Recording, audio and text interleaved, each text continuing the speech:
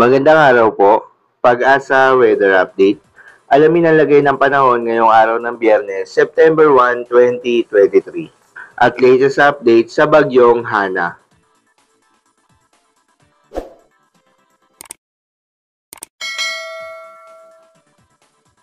Meron muli tayong update regarding po sa ating monitor na si Severe Tropical Storm Hana with international name na Haikway. Huli pong namataan itong si Bagyong Hana, 950 kilometers po sa silangan ng extreme northern Luzon at patuloy na lumalapit sa ating kalupaan.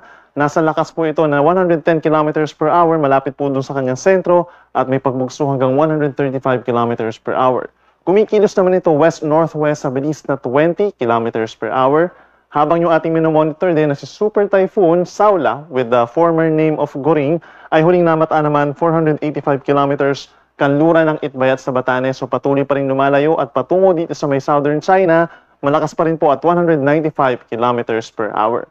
On the other hand, meron namataan tayo na isang cloud cluster dito po sa may silangan pa, malayong silangan ng ating bansa sa may labas ng Philippine Area of Responsibility malapit sa Guam.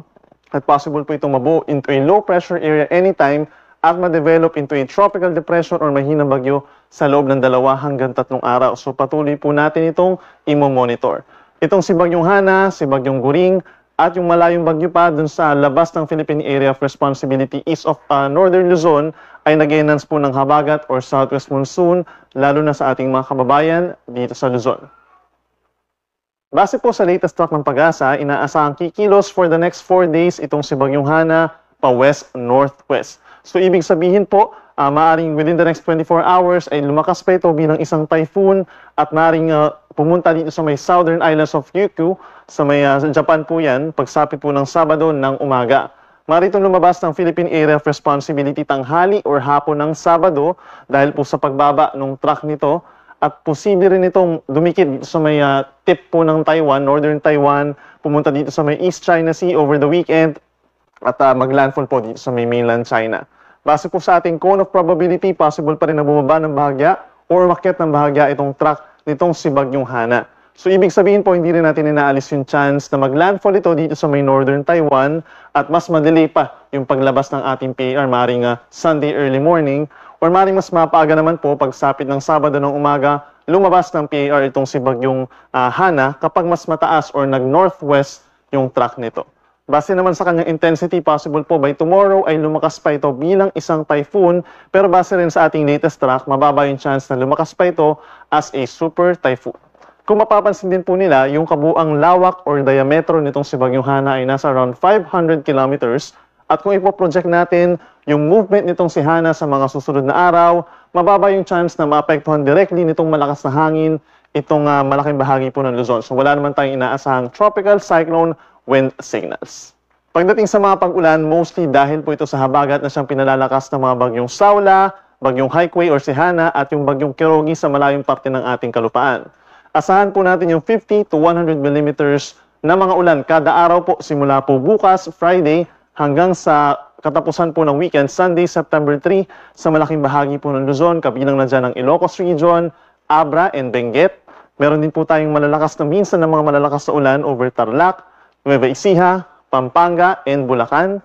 Sa Calabarzon, affected din po ang Rizal, Cavite, and Batangas sa loob ng 3 araw. And pagsapit po ng Sunday, apektado na rin po ng minsan malakas na ulan ng Calamian Islands and Antique. So itong mga lugar na ito, possible po tayong magtaas ng mga rainfall advisories and heavy rainfall warnings. And in fact, ngayong 11 PM po, meron tayong heavy rainfall warning, yellow warning over Bulacan, Rizal, at dito rin po sa may Zambales, Bataan, and Metro Manila. On the other hand, speaking of yung mga areas na yun, meron po tayong 100 to 200 millimeters kada araw na ulan for the next 3 days po yan, dito sa Metro Manila, ganyan sa Zambales, sa Bataan, at sa Occidental Mindoro. So equivalent po ito sa mga moderate to heavy na mga pag-uulan, epekto po yan ng southwest monsoon or habagat. So mas pinag-iingat natin yung mga kababayan dito sa mga posibleng pagbaha, pag-apaw ng mga ilog at pagguho ng lupa. So lagi tayong magantabay sa updates ng Pag-asa. In terms of severe winds, meron din po mararanasang gusty conditions dahil sa habagat ang malaking bahagi po ng ating bansa. Pagsapit po bukas, Cordillera Administrative Region makakaranas ng mga pagbugso ng hangin, epekto po yan ng southwest monsoon. Then Friday to Sunday, malaking bahagi ng bansa ang affected nito, mga Luzon at Visayas, kabilang na dyan ng Batanes, Ilocos Region, Zambales, Bataan, Bulacan, and Aurora. Metro Manila po, for the next 3 days, asahan din po mga pagbugso ng hangin apart from malalakas na ulan.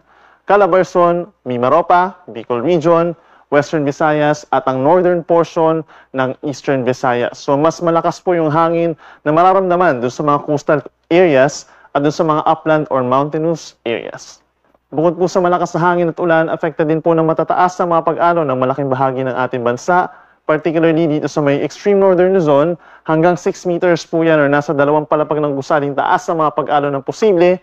For the rest of Luzon naman po at ang seaboards, malaking seaboards po ng Visayas hanggang 4.5 meters o nasa 1.5 palapag po na gusaling taas sa mga pag-alon. Delikado ito sa ating mga kababayang nangingisda, yung mga may maliliit na sasakyang pandagat, possible po na pagbawalan kayong pumalaot. At delikado rin po maging sa mga katamtaman at malalaking sasakyang pandagat yung mga pag-alon. Kaya lagi po magantabi din sa updates ng Pag-asa dahil sa mga susunod na araw, possible pa rin po tayo magkaroon ng gale warnings.